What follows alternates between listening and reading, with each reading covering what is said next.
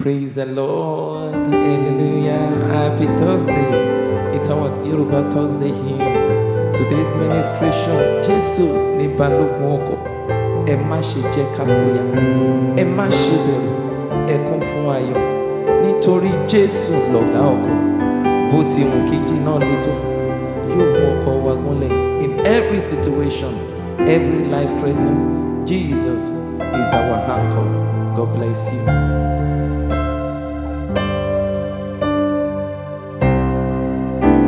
Jesu ní balogun ọkọ̀, ẹ má ṣe jẹ́ ká fòyà. Olùtọ́kọ̀ wa ní Jesu, ẹ má ṣe jẹ́ ká fòyà. Ẹ má ṣe bẹ̀rù, ẹ kún fún ayọ̀, nítorí Jésù lọ̀gá ọkọ̀. Bó ti wù kí jìnnà létò, yóò mú ọkọ̀ wa gúnlẹ̀.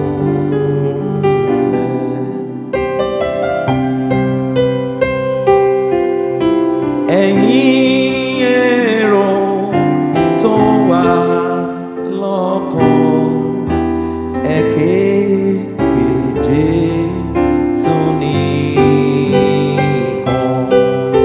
kẹ̀sí gbẹ́kẹ̀lé pẹ̀lú, yóò mú ọkọ̀ wa gúnlẹ̀. Ẹ má ṣe bẹ̀rù, ẹ kún fún ayọ̀, nítorí Jésù lọ̀gá ọkọ̀. Bó ti wù kí jìnnà létò, yóò mú ọkọ̀ wa gúnlẹ̀.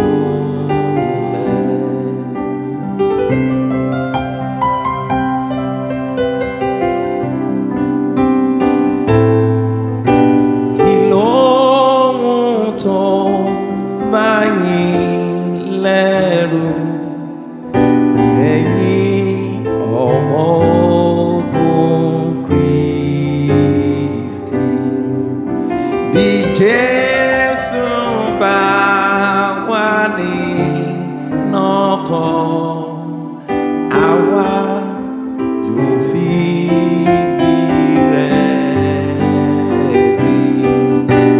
Ẹ má ṣe bẹ̀rù, ẹ kún fún ayọ̀, nítorí Jésù lọ̀gá ọkọ̀. Bó ti wù kí jìnnà létò, yóò mú ọkọ̀ wa gúnlẹ̀. He is our anchor.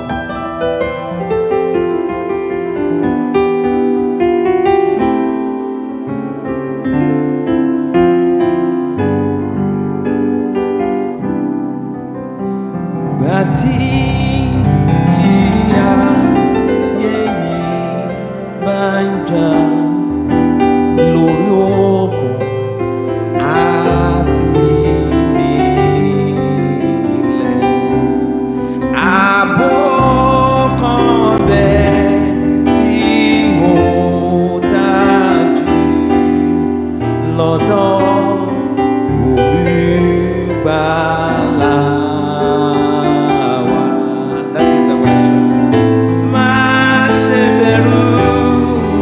Ẹ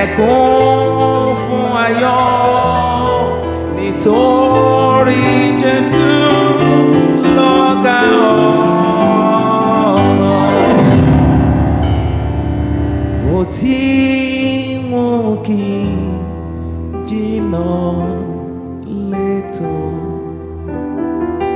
mi ò mú ọkọ̀ wá gùn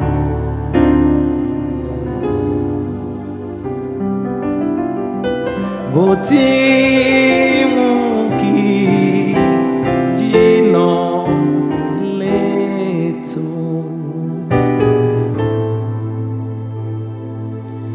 yóò mú ọkọ̀ wá gùn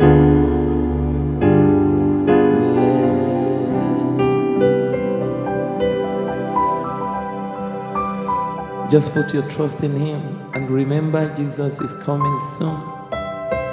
Jesus is coming soon. A ó máa kéde rẹ̀ ni, a ó máa kéde rẹ̀, olùràpadà wa ni.